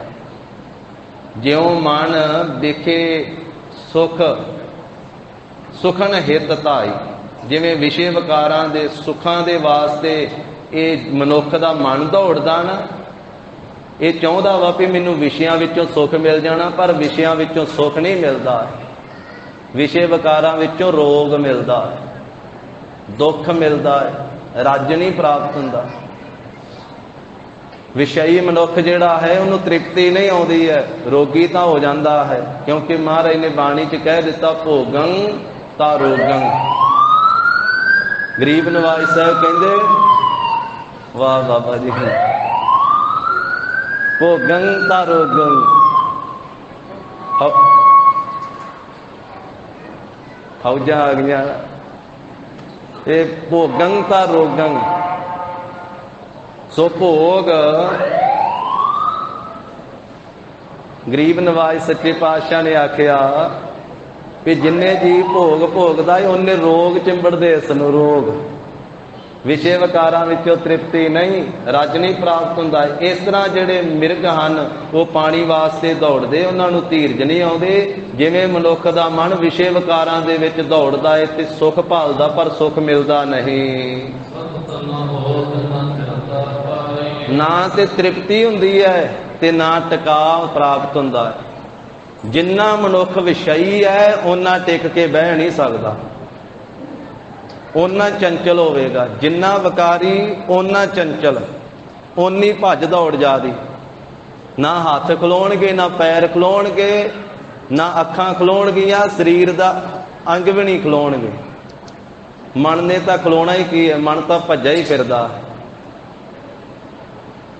ਵਿਕਾਰੀ ਇਨਸਾਨ ਉਹ ਸਰੀਰ ਕਰਕੇ ਵੀ ਭੱਜਿਆ ਹੀ ਫਿਰਦਾ, ਮਨ ਤਾਂ ਭੱਜਿਆ ਹੀ ਫਿਰਦਾ ਤੇ ਤ੍ਰਿਪਤੀ ਨਹੀਂ ਆਉਂਦੀ ਹੈ ਵਿਕਾਰਾਂ ਦੇ ਵਿੱਚੋਂ। ਤ੍ਰਿਪਤ ਨਾ ਹੋਤ ਨਾ ਥਿਰਤਾ ਪਾਈ, ਤੇ ਨਾ ਟਿਕਾ ਹੀ ਪ੍ਰਾਪਤ ਹੁੰਦਾ ਹੈ। ਇਸ ਰੁੱਤ ਵਿੱਚ, ਗਰਮੀ ਦੀ, ਜੇਠ ਹਾੜ ਮਹੀਨੇ ਦੀ ਰੁੱਤ ਦੇ ਵਿੱਚ ਪਸ਼ੂ ਵੀ, ਪੰਛੀ ਵੀ, ਸਾਰੇ ਦਰਖਤਾਂ ਦੀ ਛਾਂ ਭਾਲਦੇ ਹਨ। ਬੈਠਦੇ ਆ ਕਰਕੇ ਦਰਖਤਾਂ ਦੀ ਛਾਂ ਹੇਠਾਂ ਤੇ ਫਿਰ ਸੁੱਖ ਪਾਇਆ। ਫਿਰ ਉਹਨਾਂ ਨੇ ਸੁੱਖ ਪਾਉਣਾ ਕੀਤਾ, ਸੁੱਖ ਪਾਇਆ। ਤੋ ਜਿਸ ਵੇਲੇ ਦਰਖਤਾਂ ਦੀ ਛਾਵੇਂ ਆ ਕੇ ਬੈਠ ਜਾਂਦੇ ਨਾ, ਫਿਰ ਸੁੱਖ ਮਿਲ ਜਾਂਦਾ ਹੈ। ਤੋ ਛਾਂ ਐਸੀ, ਕਿਉਂਕਿ ਠੰਡ ਪ੍ਰਾਪਤ ਹੋ ਜਾਂਦੀ, ਚਾਰ ਚਫੇਰੇ ਗਰਮੀ ਹੈ, ਅੱਤ ਦੀ ਕਹਿਰਾਂ ਦੀ, ਪੈਰ ਵੀ ਸੜਦੇ, ਸਰੀਰ ਵੀ ਸਾਰਾ ਤਪਸ਼ ਨਾਲ ਸੜਦਾ ਹੈ। ਪਸ਼ੂ ਵੀ, ਪੰਛੀ ਵੀ, ਮਨੁੱਖਾਂ ਨੂੰ ਵੀ ਛਾਵੇਂ ਬੈਠ ਕਰਕੇ ਸਰੀਰਕ ਆਰਾਮ ਮਿਲਦਾ ਹੈ। ਇਸੇ ਤਰ੍ਹਾਂ ਕਹਿੰਦੇ ਵੀ ਜਗਤ ਦੇ ਦੁੱਖਾਂ ਤੋਂ ਜਿਹੜੇ ਬਹੁਤੇ ਜੀਵ ਦੁਖੀ ਹਨ, ਜਿਨ੍ਹਾਂ ਦੇ ਅੰਦਰ ਆਸਾ ਜਾਗੀ ਹੈ, ਜਿਵੇਂ ਉਹ ਫਿਰ ਸਤ ਸੰਗਤ ਵਿੱਚ ਮਿਲਦੇ ਆ ਤੇ ਉਹਨਾਂ ਨੂੰ ਸੁੱਖ ਪ੍ਰਾਪਤ ਹੁੰਦਾ। ਕਿਉਂਕਿ ਸਤ ਸੰਗਤ ਵੀ ਇੱਕ ਛਾਂ ਹੈ, ਠੰਡੀ ਛਾਂ ਮਿਲਦੀ ਹੈ ਇੱਥੋਂ। ਜਿਵੇਂ ਕਹਿੰਦੇ ਵੀ ਗਰਮੀ ਦੀ, ਅੱਤ ਦੀ ਗਰਮੀ ਦੀ ਰੁੱਤ ਵਿੱਚ ਪਸ਼ੂ ਤੇ ਪੰਛੀ ਵੀ ਦਰਖਤਾਂ ਦੀ ਛਾਵੇਂ ਜਾ ਕੇ ਬੈਠਦੇ ਆ, ਮਨੁੱਖ ਵੀ ਦਰਖਤਾਂ ਦੀ ਛਾਵੇਂ ਜਾ ਕੇ ਬੈਠਦਾ ਹੈ ਤੇ ਸਰੀਰਕ ਆਰਾਮ ਪ੍ਰਾਪਤ ਹੁੰਦਾ ਹੈ। ਇਸੇ ਤਰ੍ਹਾਂ ਸੰਸਾਰ ਦੇ ਦੁੱਖਾਂ ਵਿੱਚੋਂ ਦੁਖੀ ਹੋਇਆ ਮਨੁੱਖ ਜਦੋਂ ਸਤ ਸੰਗਤ ਵਿੱਚ ਆ ਕੇ ਬੈਠਦਾ ਹੈ ਤੇ ਉਹਦੇ ਅੰਦਰ ਨੂੰ ਠੰਡ ਪੈਂਦੀ ਹੈ, ਉਹਨੂੰ ਸ਼ਾਂਤੀ ਰੂਪੀ ਛਾਂ ਪ੍ਰਾਪਤ ਹੁੰਦੀ ਹੈ, ਸੁੱਖ ਪ੍ਰਾਪਤ ਹੁੰਦਾ ਹੈ। ਇਸ ਰੁੱਤ ਵਿੱਚ ਬਹੁਤਾ ਸੀਤਲਤਾ, ਜਿਹੜਾ ਸੀਤਲ ਪਾਣੀ ਉਹ ਚੰਗਾ ਲੱਗਦਾ। ठंडा पानी चंगा लगता, क्योंकि समय समय की गल है ना। वेखो पो माघ दे दिन होण ते उदों ठंडा पानी कौन पींदा, पर जेठ हाड़ दे विच हर कोई चाहुंदा है कि ठंडा पानी पीण वास्ते मिले ते गर्मी तो राहत मिल जावे। जिवें कहिंदे भी ठंडा पानी सारियां नूं भाउंदा है इस रुੱਤ दे विच, ते इसे तरह ही जिहदे भाग जागण उन्होंने गुरु की बाणी भाउंदी है, गुरु की बाणी चंगी लगती है। गुरु की बाणी भी साध संगत जी हर एक नूं चंगी नहीं लगती, हर एक नूं नहीं भाउंदी है। ये महाराज साहब का फैसला है, किसी मनुख का नहीं। सतगुरु कहते जिहदे भाग जागण उन्होंने बाणी भाउंदी आ। कईयां नूं बाणी नहीं भाउंदी, उन्हां नूं गीत भाउंदे आ, संसारी गीत। जिन्हों जिहदे भाग जागण वो गुरबाणी सुनदा है। किसी ने अपना नेम बनाया भी मैं रोज़ जपजी साहब का पाठ करना। ਜਿਹੜੇ ਅੰਮ੍ਰਿਤਧਾਰੀ ਗੁਰਸਿੱਖ ਉਹਨਾਂ ਦਾ ਨੇਮ ਵੀ ਅੰਮ੍ਰਿਤ ਵੇਲੇ 5 ਬਾਣੀਆਂ ਦਾ ਘੱਟੋ ਘੱਟ ਨਿਤਨੇਮ ਤਾਂ ਕਰਨਾ ਹੀ ਹੈ। ਕਿਸੇ ਨੇ ਇਹਦੇ ਤੋਂ ਵੱਧ ਆਪਣਾ ਨੇਮ ਬਣਾਇਆ, ਕਿਸੇ ਨੇ ਸੁਖਮਨੀ ਸਾਹਿਬ ਵੀ ਨਾਲ ਆਸਾ ਕੀ ਵਾਰ ਵੀ, ਕੋਈ 5 ਗ੍ਰੰਥੀ ਦਾ ਵੀ ਨਿਤਨੇਮ ਕਰ ਲੈਂਦਾ, ਕੋਈ ਨਾਲ 10 ਗ੍ਰੰਥੀ ਦਾ ਵੀ ਕਰ ਲੈਂਦਾ, ਅਕਾਲ ਉਸਤਤ ਬਾਣੀ ਦਾ ਪਾਠ ਵੀ ਕਰ ਲੈਂਦਾ, ਹੋਰ ਵੀ ਜਿੰਨਾ ਕਿਸੇ ਨੂੰ ਮਹਾਰਾਜ ਸਾਹਿਬ ਜੀ ਬਖਸ਼ਿਸ਼ ਕਰਦੇ। ਪਰ ਭਾਗ ਜਾਗਣ ਤਾਂ ਗੁਰੂ ਕੀ ਬਾਣੀ ਚੰਗੀ ਲੱਗਦੀ ਆ, पढ़नी भी गाउनी भी ते सुननी भी। नहीं तो महाराज ने बाणी च आख्या भी भागां तो हीना मनुख उन्होंने सुननी भी चंगी नहीं लगती ते उन्होंने सुनन वाले भी चंगे नहीं लगते। फिर उन्होंने जो चंगे नहीं ना लगते, आप उन्होंने बाणी नहीं चंगी लगती, आप उन्हें सुननी नहीं ना पढ़नी, ते जेड़े पढ़ते सुनते उन्हों की फिर वो निंदिया करन लग पैंदा। वो कहता ये तो वेले हुंदे आ, असीं तां काम कार करने हुंदे आ। पर जे बाणी पढ़े तो फिर समझ आवे भी गुरु ग्रंथ साहिब महाराज ने आख्या सब तो वड्डा काम ही बंदा ये करना आया वा दुनिया ते, बाणी पढ़न ते बाणी सुनन। ये तो वड्डा काम ही और दूजा कोई नहीं। भी बंदा इनू बनाया ही तां वा भी तू मनुख बन ते सिमरन कर, संगत कर, बाणी पढ़ ते बाणी सुन। होर किते भी असीं जे संसार ते ना आउंदे ते किते मस्सिया लगणों हट जानी सी। भी साडे आउण करके इत्थे होर बाकी काम, होर काम बंदा कोई नहीं दुनिया ते करना आया। गुरु ग्रंथ साहिब महाराज कहंदे आयो सुनन पढ़न कहो बाणी, नाम विसार लगे है अन लालच बिरथा जन्म प्राणी। जिन्हां कम्मां नूं असीं काम कहने आ ना, गुरु साहिब कहंदे काम नहीं गा तू करन वास्ते आया। महाराज बाणी च प्रेम नाल भी समझाउंदे आ ते ताड़ना नाल भी समझाउंदे, झिड़कां भी दे दिंदे आ कई वारी, क्योंकि मां प्यो जी होए। माता पिता बच्चे नूं लाड नाल भी समझाउंदा, जे ना समझे तो थप्पड़ मार के भी समझा दिंदा भी तैनूं आउंदी समझ के दसां। फिर माता पिता दा फर्ज हुंदा वो लाड नाल समझावे, प्रेम नाल समझावे, भावें झिड़क के समझावे। गुरबाणी च महाराज साहब ने प्रेम नाल भी समझाया, ए मन प्यारिया, प्यारिया कह के भी समझाया। ए मन प्यारिया तू सदा सच संभाले, एहो कुटुंब तू जे देखदा चलै नाही तेरे नाले, साथ तेरे चलै नाही तिस नाल क्यों चित लाइयै, ऐसा काम मूले ना कीचै जिते अंत पछोताइयै। सतगुरु का उपदेश सुन तू होवै तेरे नाले, कहे नानक मन प्यारे तू सदा सच संभाले। गरीब नवाज साहब ने आख्या भाई तू संसार विच तैनूं मनुखा दे इस करके मिली आ, होर जेड़े काम आ भी ठीक आ करने आ, तू परिवार आ जिम्मेवारियां निभाउणियां, किरत करनी आ, किरत भी करनी है, धर्म की किरत करनी, वंड के छकना, पर मुख काम है नाम भी जपना। सतगुरां ने आख्या भाई प्राप्त मानुख दे हुरिया, कादे वास्ते की काम करन वास्ते मिली है जी मनुखा दे।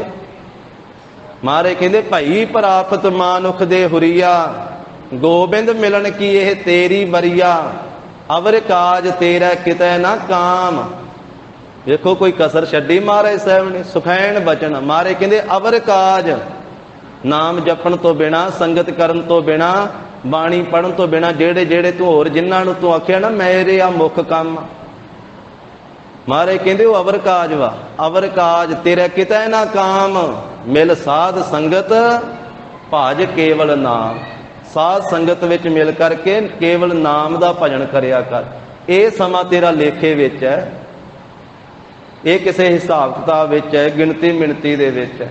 ਪਰ ਜਿਸ ਵੇਲੇ ਭਾਗ ਜਾਗਣ ਫਿਰ ਗੁਰੂ ਕੀ ਬਾਣੀ ਚੰਗੀ ਲੱਗਦੀ ਹੈ। ਭਾਗਾਂ ਤੋਂ ਹੀਣੇ ਮਨੁੱਖ ਨੂੰ ਬਾਣੀ ਚੰਗੀ ਨਹੀਂ ਲੱਗਦੀ ਹੈ। ਭਗਤ ਕਬੀਰ ਸਾਹਿਬ ਜੀ ਨੇ ਵੀ ਆਖਿਆ, ਕਬੀਰ ਪਾਪੀ ਭਗਤ ਨਾ ਭਾਵਈ। ਕਹਿੰਦੇ ਪਾਪੀ ਬੰਦੇ ਨੂੰ ਰੱਬ ਦੀ ਭਗਤੀ ਨਹੀਂ ਚੰਗੀ ਲੱਗਦੀ। ਨਾ ਉਹ ਆਪ ਕਰਦਾ ਹੈ ਤੇ ਨਾ ਉਹ ਕਿਸੇ ਨੂੰ ਹੀ ਕਰਨ ਦਿੰਦਾ ਹੈ। ਸਿੱਧੇ ਅੱਖਰਾਂ ਵਿੱਚ ਟੁੱਟਿਆ ਹੋਇਆ ਦੂਜੇ ਨੂੰ ਵੀ ਤੋੜਦਾ ਹੈ ਤੇ ਜੁੜਿਆ ਹੋਇਆ ਦੂਜੇ ਨੂੰ ਵੀ ਜੋੜਦਾ ਹੈ। ਕਬੀਰ ਪਾਪੀ ਭਗਤ ਨਾ ਭਾਵਈ, ਹਰ ਪੂਜਾ ਨਾ ਸੁਹਾਏ, ਮਾਖੀ ਚੰਦਨ ਪਰ ਹਰੈ, ਜਹ ਬਿਗੰਧ ਤਹ ਜਾਏ। ਵੇਖੋ ਮੱਖੀ ਦਾ ਉਦਾਹਰਨ ਦਿੱਤਾ ਭਗਤ ਜੀ ਨੇ। ਕਹਿੰਦੇ ਮੱਖੀ ਸੁਗੰਧੀ ਵਾਲੀ ਥਾਂ ਨੂੰ ਛੱਡ ਕੇ ਦੁਰਗੰਧੀ ਵਾਲੀ ਥਾਂ ਤੇ ਜਾਂਦੀ ਆ। ਪਾਪੀ ਮਨੁੱਖ ਦੀ ਐਸੀ ਹਾਲਤ ਹੈ, ਉਹਨੂੰ ਨਾਮ, ਉਹਨੂੰ ਭਗਤੀ ਚੰਗੀ ਨਹੀਂ ਲੱਗਦੀ, ਉਹਨੂੰ ਕੁਰੀਤੀਆਂ ਹੀ ਚੰਗੀਆਂ ਲੱਗਦੀਆਂ। ਜੇ ਭਾਗ ਨਾ ਜਾਗਣ, ਵੇਖੋ ਭਾਗਾਂ ਦੀ ਗੱਲ ਹੈ। ਸ੍ਰੀ ਅਖੰਡ ਪਾਠ ਸਾਹਿਬ ਆਰੰਭ ਹੋ ਜਾਂਦਾ ਹੈ ਤੇ ਭਾਗਾਂ ਵਾਲੀ ਬਾਣੀ ਸੁਣਦੇ ਆ। ਨਹੀਂ ਤੇ ਅਖੰਡ ਪਾਠ ਸਾਹਿਬ ਆਰੰਭ ਹੁੰਦਾ, 48 ਘੰਟੇ ਬਾਣੀ ਦਾ ਪ੍ਰਵਾਹ ਚੱਲਦਾ ਤੇ ਆਰੰਭ ਵੇਲੇ ਸਿਰਫ 5 ਪੌੜੀਆਂ ਸੁਣ ਕੇ ਹੀ ਪ੍ਰਸ਼ਾਦ ਵਰਤ ਜਾਂਦਾ ਤੇ ਉਸੇ ਮੌਕੇ ਦੇ ਉੱਤੇ ਸਾਰੇ ਉੱਠ ਜਾਂਦੇ ਨਮਸਕਾਰ ਕਰਕੇ। ਜਪਜੀ ਸਾਹਿਬ ਕੋਈ ਭਾਗਾਂ ਵਾਲਾ ਹੀ ਪੂਰਾ ਸੁਣਦਾ ਹੈ। ਆਪਾਂ ਘਰਾਂ 'ਚ ਰੋਜ਼ ਵੇਖਦੇ ਹੀ ਆ, ਘਰਾਂ 'ਚ ਪਾਠ ਆਰੰਭ ਹੁੰਦੇ ਆ, ਸਾਰੇ ਥਾਵਾਂ ਤੇ ਆ ਪਾਠ ਆਰੰਭ ਹੁੰਦੇ ਆ। 5 ਪੌੜੀਆਂ ਤੋਂ ਅੱਗੇ 6ਵੀਂ ਪੌੜੀ ਨਹੀਂ ਕੋਈ ਸੁਣਦਾ। ਪੂਰਾ ਜਪਜੀ ਸਾਹਿਬ ਕਿੰਨੇ ਸੁਣਨਾ? ਕਹਿੰਦੇ ਸਮਾਂ ਨਹੀਂ ਹੈਗਾ ਜੀ। ਤੋ ਇਸ ਤਰੀਕੇ ਦੇ ਨਾਲ ਮਹਾਰਾਜ ਸਾਹਿਬ ਦੇ ਪਿਆਰੇ ਭਾਈ ਸੰਤੋਖ ਸਿੰਘ ਜੀ ਇੱਥੇ ਕਥਨ ਕਰ ਰਹੇ ਆ ਵੀ ਜਿਵੇਂ ਭਾਗ ਜਾਗਣ ਤੇ ਫਿਰ ਗੁਰੂ ਕੀ ਬਾਣੀ ਚੰਗੀ ਲੱਗਦੀ ਹੈ। ਐਸੀ ਗਰੀਖ ਮੇ ਗਰਮੀ ਦੀ ਰੁੱਤ ਹੈ, ਇਸ ਵਿੱਚ ਸੋਭਾ ਵਾਲੇ ਜੱਗ ਦੇ ਸਾਈਂ, ਜੱਗ ਦੇ ਮਾਲਕ ਸ੍ਰੀ ਗੁਰੂ ਨਾਨਕ ਦੇਵ ਸਾਹਿਬ ਜੀ ਵਿਚਰ ਰਹੇ ਆ ਤੇ ਸੋਭਨੀਕ ਲੀਲਾ ਕਰ ਰਹੇ ਹਨ। ਜਿੱਥੇ ਦਰਖਤਾਂ ਦੀ ਸੋਹਣੀ ਛਾਂ ਹੈ, ਉੱਥੇ ਮਹਾਰਾਜ ਚੰਗੀ ਵਿਧੀ ਦੇ ਨਾਲ ਗਾਵਾਂ ਮੱਝਾਂ ਚਾਰ ਰਹੇ ਹਨ। ਜਿੱਥੇ ਸੋਹਣਾ ਜਲ ਹੈ, ਸੀਤਲਤਾ ਦਾ ਘਰ, ਠੰਡਕ ਦਾ ਘਰ। ਹੋਰ ਬਾਲਕ ਵੀ ਚਲੇ ਜਾਂਦੇ ਉੱਥੇ ਆਪਣੇ ਪਸ਼ੂ ਚਾਰਦੇ ਹੋਏ, ਕਿਉਂਕਿ ਉਹਨਾਂ ਦਿਨਾਂ 'ਚ ਸਾਰੇ ਚਾਰਿਆ ਕਰਦੇ ਸੀ। ਹਾਣੀ ਮਿਲ ਜਾਂਦੇ ਆ ਕਰਕੇ, ਤੇ ਜਿੱਥੇ ਡੂੰਘਾ ਜਾਲ ਹੁੰਦਾ ਉੱਥੇ ਫਿਰ ਹਾਣੀਆਂ ਨਾਲ ਮਿਲ ਕਰਕੇ ਖੇਡਣ ਲੱਗ ਪੈਂਦੇ। ਸਾਰਾ ਦਿਨ ਉਜਾੜ ਦੇ ਵਿੱਚ, ਵਿਹਲੇ ਥਾਂ ਤੇ, ਜੰਗਲ ਦੇ ਵਿੱਚ ਮੱਝਾਂ ਗਾਵਾਂ ਚਾਰਦੇ ਆ। ਰਾਏ ਭੋਏ ਦੀ ਤਲਵੰਡੀ ਨਗਰ ਤੋਂ ਬਾਰ-ਬਾਰ ਜਿੱਥੇ ਚਰਾਂਦ ਸੀ ਉੱਥੇ ਪਸ਼ੂ ਚਾਰਦੇ ਆ, ਸਾਰਾ ਦਿਨ ਬਾਬਾ ਜੀ ਬਤੀਤ ਕਰਦੇ।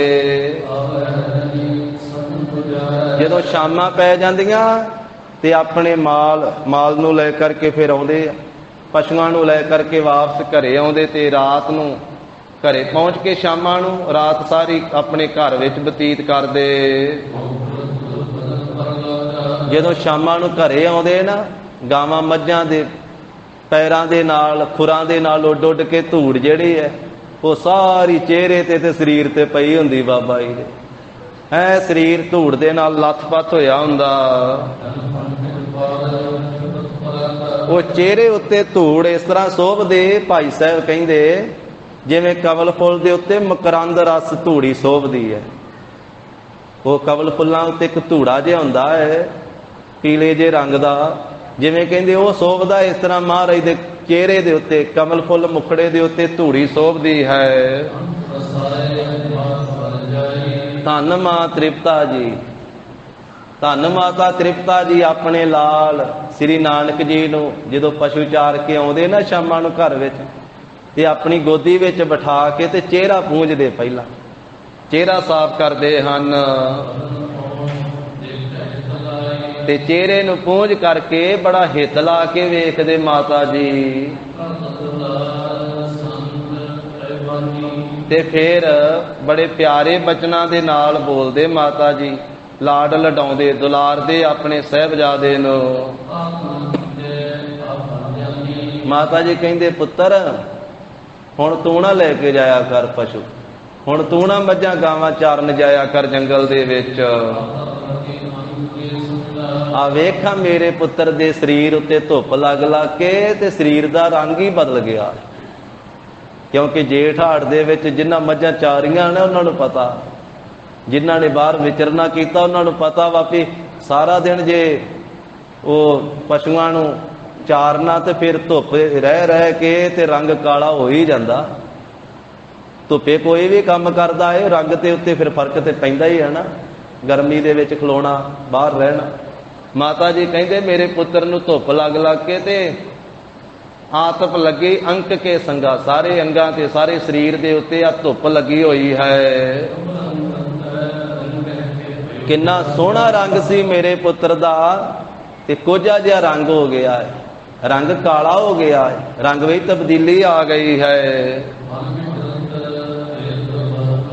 ਪੁੱਤਰ ਜੰਗਲ ਵਿੱਚ ਇਹ ਪਸ਼ੂ ਮੋੜਦਿਆਂ ਹੋਇਆਂ, ਪਸ਼ੂਆਂ ਦੇ ਪਿੱਛੇ ਵਿਚਰਦਿਆਂ ਹੋਇਆਂ, ਇਹਨਾਂ ਨੂੰ ਸਾਂਭਦਿਆਂ ਹੋਇਆਂ ਤੇਰੇ ਤਾਂ ਅੰਗ ਵੀ ਪਤਲੇ ਹੋ ਗਏ, ਤੂੰ ਤਾਂ ਪਤਲਾ ਹੋ ਗਿਆ ਹੈ, ਤੇਰਾ ਸਰੀਰ ਕਮਜ਼ੋਰ ਹੋ ਗਿਆ ਹੈ। ਇਸ ਕਰਕੇ ਪੁੱਤਰ ਅੱਜ ਤੋਂ ਬਾਅਦ ਤੂੰ ਨਹੀਂ ਲੈ ਕਰਕੇ ਜਾਣੀਆਂ ਮੱਝਾਂ ਗਾਵਾਂ ਬਾਹਰ। ਮੈਂ ਕਰਾਂਗੀ, ਤੁਹਾਡੇ ਪਿਤਾ ਜੀ ਦੇ ਨਾਲ ਵੀ ਗੱਲ ਕਰਾਂਗੇ, ਉਹਨਾਂ ਨੂੰ ਵੀ ਬੇਨਤੀ ਕਰਾਂਗੇ, ਤੁਸੀਂ ਨਹੀਂ ਜਾਣਾ ਹੈ। ਇੱਥੇ ਨਗਰ ਵਿੱਚ ਰਹਿ ਕੇ ਹਾਣੀਆਂ ਨਾਲ ਖੇਡਿਆ ਕਰ। ਕਿਉਂਕਿ ਪੁੱਤਰ ਸਾਰਾ ਦਿਨ ਤੂੰ ਜੰਗਲ ਦੇ ਵਿੱਚ ਹੀ ਬਤੀਤ ਕਰ ਆਉਣਾ। ਜਿਉਂ ਸਵੇਰ ਦਾ ਜਾਣਾ ਹੈ, ਸ਼ਾਮਾਂ ਪਈਆਂ ਤੋਂ ਸੂਰਜ ਢਲੇ ਤੋਂ ਆਉਣਾ ਹੈ ਵਾਪਸ। ਮੇਰੇ ਤੇ ਨੇਤਰ ਹੀ ਤਰਸਦੇ ਰਹਿੰਦੇ, ਮੇਰੀਆਂ ਤੇ ਅੱਖੀਆਂ ਹੀ ਤਰਸਦੀਆਂ ਰਹਿੰਦੀਆਂ ਵੀ ਮੇਰਾ ਪੁੱਤਰ ਨਾਨਕ ਕਦੋਂ ਘਰੇ ਆਵੇਗਾ ਤੇ ਕਦੋਂ ਵੇਖਾਂਗੇ। ਸਾਰਾ ਦਿਨ ਜੰਗਲ ਵਿੱਚ ਰਹਿਣਾ ਪੁੱਤਰ ਤੋਂ, ਮੈਂ ਸਾਰਾ ਦਿਨ ਉਡੀਕਦੀ ਰਹਿੰਦੀ ਕਦੋਂ ਪੁੱਤ ਨਾਨਕ ਆਵੇਗਾ। ਪੁੱਤਰਾਂ ਧੰਨ ਹੈ ਮਾਤਾ ਤ੍ਰਿਪਤਾ ਜੀ, ਸਾਧ ਸੰਗਤ ਜੀ, ਜਿਨ੍ਹਾਂ ਨੇ ਸੰਸਾਰ ਨੂੰ ਸੁੱਖ ਦਿੱਤਾ ਨਾ। ਇਹ ਤਾਂ ਗੁਰੂ ਸਾਹਿਬ ਜੀ ਦੀ ਗੱਲ ਤੇ ਹੈ ਹੀ ਵੱਖਰੀ ਸੰਸਾਰ ਨਾਲੋਂ। ਨਿਰੰਕਾਰ ਦੀ ਗੱਲ ਕੀ ਕਰੀਏ। ਜਿਨ੍ਹਾਂ ਨੇ ਵੀ ਸੰਸਾਰ ਦੀ ਝੋਲੀ 'ਚ ਸੁੱਖ ਪਾਇਆ, ਸੰਸਾਰ ਨੂੰ ਕੁਝ ਦਿੱਤਾ ਹੈ ਨਾ, ਤੇ ਪਰਿਵਾਰ ਨਾਲੋਂ ਵਿਛੋੜਾ ਉਹਨਾਂ ਦਾ ਪੈਂਦਾ ਹੀ ਰਿਹਾ ਹੈ। ਮਹਾਰਾਜ ਸਾਹਿਬ ਕਿੰਨਾ ਕੁ ਸਮਾਂ ਵੇਖੋ ਆਪਣੇ ਮਾਤਾ ਪਿਤਾ ਦੇ ਪਾਸ ਰਹੇ ਆ, ਕਿੰਨਾ ਕੁ ਸਮਾਂ। ਬਚਪਨ ਦੇ ਸਿਰਫ 15 ਸਾਲ ਮਾਤਾ ਪਿਤਾ ਦੇ ਪਾਸ ਰਹੇ ਧੰਨ ਗੁਰੂ ਨਾਨਕ ਸਾਹਿਬ। 15 ਸਾਲ ਦੀ ਉਮਰ ਦੇ ਵਿੱਚ ਸੁਲਤਾਨਪੁਰ ਲੋਧੀ ਦੀ ਧਰਤੀ ਤੇ ਆ ਗਏ ਗਰੀਬ ਨਵਾਜ਼। ਫਿਰ 15 ਸਾਲ ਦੀ ਉਮਰ ਤੋਂ ਲੈ ਕੇ 28 ਸਾਲ ਦੀ ਉਮਰ ਤੱਕ ਮਹਾਰਾਜ ਇੱਥੇ ਰਹੇ ਸੁਲਤਾਨਪੁਰ ਦੀ ਧਰਤੀ ਤੇ ਬੇਬੇ ਨਾਨਕੀ ਜੀ ਦੇ ਪਾਸ। ਮਾਤਾ ਪਿਤਾ ਉੱਥੇ ਰਹਿੰਦੇ ਰਾਏ ਭੋਏ ਦੀ ਤਲਵੰਡੀ। ਇਹ ਸਤਿਗੁਰਾਂ ਦੀ ਅਸਚਰਜ ਕਥਾ ਹੈ, ਜਿਨ੍ਹਾਂ ਨੇ ਸੰਸਾਰ ਦਾ ਭਲਾ ਕਰਨਾ। ਕਿਉਂਕਿ ਮੋਹ ਤਾਂ ਹੁੰਦਾ ਨਹੀਂ ਹੈ, ਮੋਹ ਤਾਂ ਭਗਤ ਦੇ ਵਿੱਚ ਨਹੀਂ ਹੁੰਦਾ, ਇਹ ਤੇ ਨਿਰੰਕਾਰ ਵਿੱਚ ਤਾਂ ਮੋਹ ਹੋਣਾ ਕੀ ਹੈ। ਸਤਿਗੁਰਾਂ ਵਿੱਚ ਮੋਹ ਨਾਲ ਦੀ ਚੀਜ਼ ਨਹੀਂ। ਪਰ ਇਹ ਨਹੀਂ ਵੀ ਪ੍ਰੇਮ ਨਹੀਂ ਹੈ, ਪ੍ਰੇਮ ਹੋਰ ਗੱਲ ਹੁੰਦੀ ਹੈ, ਮੋਹ ਹੋਰ ਹੁੰਦਾ। ਤੋ ਸਤਿਗੁਰੂ ਗਰੀਬ ਨਵਾਜ ਸੱਚੇ ਪਾਤਸ਼ਾਹ ਜੀ ਨੂੰ ਕਹਿ ਰਹੇ ਆ ਮਾਤਾ ਜੀ ਕਿ ਪੁੱਤਰ ਮੈਂ ਸਾਰਾ ਦਿਨ ਉਡੀਕਦੀ ਰਹਿੰਦੀ, ਮੇਰੀਆਂ ਅੱਖਾਂ ਤਰਸਦੀਆਂ ਰਹਿੰਦੀਆਂ ਵੀ ਮੇਰਾ ਪੁੱਤਰ ਕਦੋਂ ਆਵੇਗਾ, ਕਦੋਂ ਮੈਂ ਵੇਖਾਂਗੀ। ਆਪਣੇ ਨੌਕਰ ਜੋ ਹੈ ਘਰ ਵਿੱਚ, ਹੁਣ ਕੱਲ ਤੋਂ ਨੌਕਰ ਦਾਸ ਜਾਇਆ ਕਰੇਗਾ ਗਾਵਾਂ ਮੱਝਾਂ ਚਾਰਨ ਵਾਸਤੇ। ਪੁੱਤਰ ਤੁਸੀਂ ਘਰ ਵਿੱਚ ਰਹਿਣਾ ਹੈ ਤੇ ਘਰ ਵਿੱਚ ਰਹਿ ਕਰਕੇ ਮੇਰਾ ਇਹ ਵਿਛੋੜੇ ਦਾ ਦੁੱਖ ਦੂਰ ਕਰਨਾ ਹੈ। ਬਹੁਤ ਦੁਲਾਰ ਕੇ ਪ੍ਰੇਮ ਕਰਕੇ ਮਾਤਾ ਜੀ ਨੇ ਆਪਣੇ ਪੁੱਤਰ ਸ੍ਰੀ ਨਾਨਕ ਜੀ ਨੂੰ ਆਪਣੇ ਪਾਸ ਬਿਠਾਇਆ ਹੈ। ਇੰਨੇ ਚਿਰ ਨੂੰ ਪਟਵਾਰੀ ਦੀ ਕਾਰ ਕਰਦੇ ਹੋਏ ਪਿਤਾ ਜੀ ਮਹਿਤਾ ਕਲਿਆਣ ਚੰਦ ਜੀ ਵੀ ਘਰ ਵਿੱਚ ਆ ਗਏ ਸ਼ਾਮਾਂ ਦੇ ਵੇਲੇ। ਜਦੋਂ ਪਾਸ ਬੈਠੇ ਨਾ ਮਹਿਤਾ ਕਲਿਆਣ ਚੰਦ ਜੀ ਤੇ ਧੰਨ ਮਾਤਾ ਤ੍ਰਿਪਤਾ ਜੀ ਨੇ ਆਪਣੇ ਪਤੀ ਬਾਬਾ ਜੀ ਦੇ ਤਾਈਂ ਆਖਿਆ ਤਾਂ ਉਸ ਵੇਲੇ ਪਤ ਸੋ ਕਹਿਤ ਏਕ ਹਮ ਤਾਤਾ, ਕਹਿਣ ਲੱਗੇ ਮਾਤਾ ਤ੍ਰਿਪਤਾ ਜੀ ਆਪਣੇ ਪਤੀ ਸਤਿਕਾਰਯੋਗ ਮਹਿਤਾ ਕਲਿਆਣ ਚੰਦ ਜੀ ਦੇ ਤਾਈਂ ਵੀ ਇੱਕੋ ਹੀ ਆਪਣਾ ਪੁੱਤਰ ਹੈ ਤੇ ਉਹਨਾਂ ਨੂੰ ਵੀ ਤੁਸੀਂ ਮੱਝਾਂ ਗਾਵਾਂ ਦਾ ਛੇੜੂ ਬਣਾ ਦਿੱਤਾ। ਇੱਕੋ ਹੀ ਪੁੱਤਰ ਹੈ ਤੇ ਉਹਨਾਂ ਨੂੰ ਪਸ਼ੂਆਂ ਦੇ ਮਗਰ ਤੋਰ ਦਿੱਤਾ ਹੈ। ਉਸ ਨੂੰ ਸਾਰਾ ਦਿਨ ਜੰਗਲ ਦੇ ਵਿੱਚ ਵਿਚਰਦੇ ਆ, ਗਾਵਾਂ ਮੱਝਾਂ ਚਾਰਦੇ ਹਨ ਤੇ ਸਾਰਾ ਦਿਨ ਹੀ ਗਾਵਾਂ ਮੱਝਾਂ ਦੇ ਪਿੱਛੇ ਜੰਗਲ ਵਿੱਚ ਬਤੀਤ ਕਰ ਆਉਂਦੇ।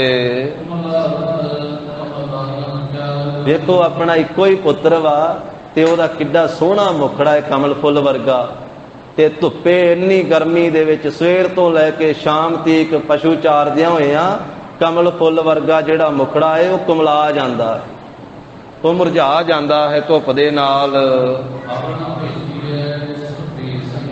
ਇਸ ਕਰਕੇ ਅੱਜ ਤੋਂ ਬਾਅਦ ਨਾ ਭੇਜੋ, ਮੇਰੀ ਤਾਂ ਇਹੀ ਬੇਨਤੀ ਹੈ ਆਪ ਜੀ ਨੂੰ। ਇੱਕੋ ਹੀ ਆਪਣਾ ਪੁੱਤਰ ਹੈ ਤੇ ਆਪਾਂ ਪਸ਼ੂਆਂ ਦੇ ਪਿੱਛੇ ਚਰਾਵਾ ਬਣਾ ਕੇ ਛੱਡ ਦਿੱਤਾ। ਅੱਜ ਤੋਂ ਬਾਅਦ ਪਸ਼ੂ ਚਾਰਨ ਵਾਸਤੇ ਨਾ ਭੇਜੀਏ। ਵੇਖੋ ਆਪਣੇ ਪੁੱਤਰ ਦੇ ਕਿੰਨੇ ਸੋਹਣੇ ਅੰਗ ਤੇ ਉਹ ਦੁਰਬਲ ਹੋ ਗਏ ਆ, ਕੋਮਲ ਕੋਮਲ ਅੰਗ ਕਮਜ਼ੋਰ ਹੋ ਗਏ ਹਨ, ਰੰਗ ਦੇ ਵਿੱਚ ਵੀ ਫਰਕ ਪੈ ਗਿਆ ਹੈ। ਇਸ ਤਰ੍ਹਾਂ ਬੈਠ ਕੇ ਪਤੀ ਪਤਨੀ ਨੇ, ਮਾਤਾ ਪਿਤਾ ਨੇ ਆਪਸ ਵਿੱਚ ਜਦੋਂ ਗੱਲਬਾਤ ਕੀਤੀ ਇਸ ਗੱਲ ਨੂੰ ਸਮਝਿਆ ਹੈ। ਆਪਣੇ ਪੁੱਤਰ ਦੇ ਨਾਲ ਫਿਰ ਪ੍ਰੀਤੀ ਵੱਧ ਗਈ। ਪਿਤਾ ਮਹਿਤਾ ਕਲਿਆਣ ਚੰਦ ਜੀ ਦੇ ਤੇ ਧੰਨ ਮਾਤਾ ਤ੍ਰਿਪਤਾ ਜੀ ਦੀ ਪ੍ਰੀਤ ਵਧੀ ਹੈ। ਇਸ ਤੋਂ ਬਾਅਦ ਫਿਰ ਜੰਗਲ ਵਿੱਚ ਨਹੀਂ ਭੇਜਣਾ ਕੀਤਾ ਆਪਣੇ ਪੁੱਤਰ ਸ੍ਰੀ ਨਾਨਕ ਜੀ ਨੂੰ। ਘਰੇ ਰੱਖ ਕਰਕੇ ਮਾਤਾ ਪਿਤਾ ਨੇ ਸੁਖ ਲੈਣਾ ਕੀਤਾ ਹੈ।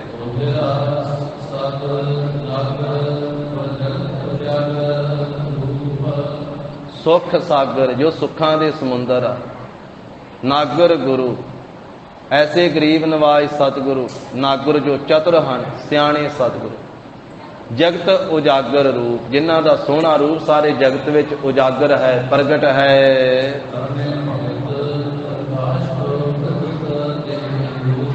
ਜੋ ਸੰਸਾਰ ਵਿੱਚ ਭਗਤੀ ਦਾ ਪ੍ਰਕਾਸ਼ ਕਰਨ ਵਾਸਤੇ ਆਏ ਤੇ ਭਗਤੀ ਦਾ ਪ੍ਰਕਾਸ਼ ਕਰ ਰਹੇ ਆ।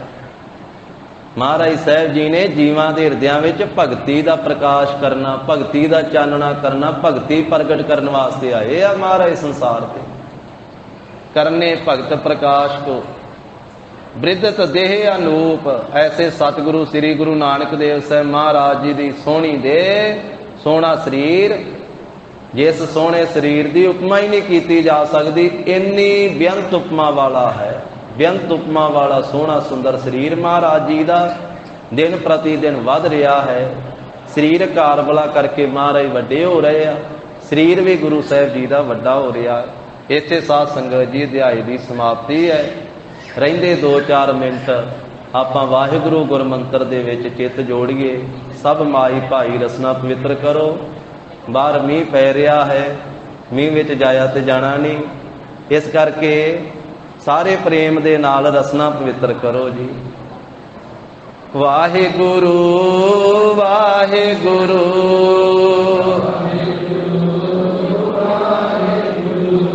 ਵਾਹਿਗੁਰੂ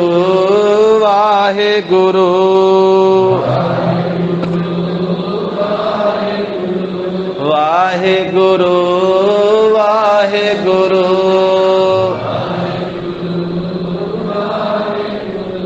ਵਾਹਿਗੁਰੂ ਵਾਹਿਗੁਰੂ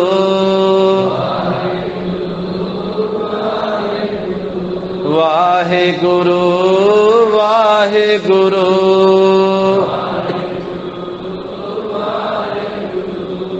ਵਾਹਿਗੁਰੂ ਵਾਹਿਗੁਰੂ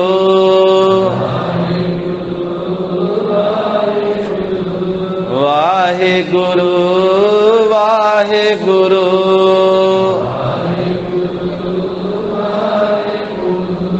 ਮੋਰੀ ਰੋਣ ਝੋਣ ਲਾਇਆ, ਮੋਰੀ ਰੋਣ ਝੋਣ ਲਾਇਆ,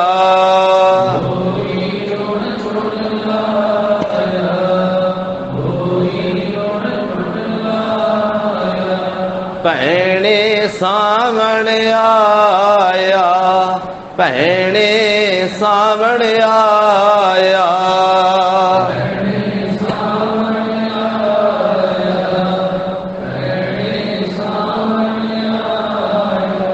ਭੈਣੇ ਸਾਵਣ ਆਇਆ, ਭੈਣੇ ਸਾਵਣ ਆਇਆ।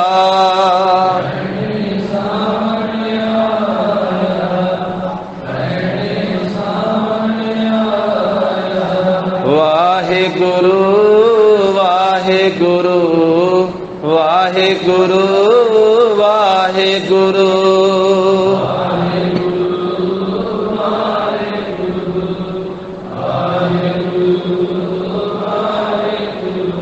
हे गोविंद हे गोपाल हे दयाल लाल। प्राणनाथ अनाथ सखे दीन दर्द निवार। हे समरथ अगम पूरन मोहे मैया तार। अंधकूप महापयान नानक पारे उतार। आए प्रभ शरणागति कृपा निध दयाल।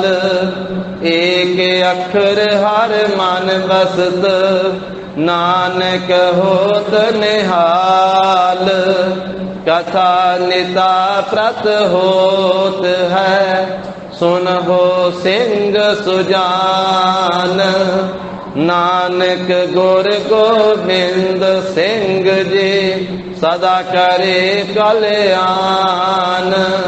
वाहिगुरु नाम जहाज है चढ़े सो उतरे पार। जो शरदा कर सेम दे गुर पारे उतारन हार। जो शरदा कर सेम दे गुर पारे उतारन हार। वाहिगुरु जी का खालसा वाहिगुरु जी की फतेह। सत श्री अकाल। वाहिगुरु जी का खालसा वाहिगुरु जी की फतेह।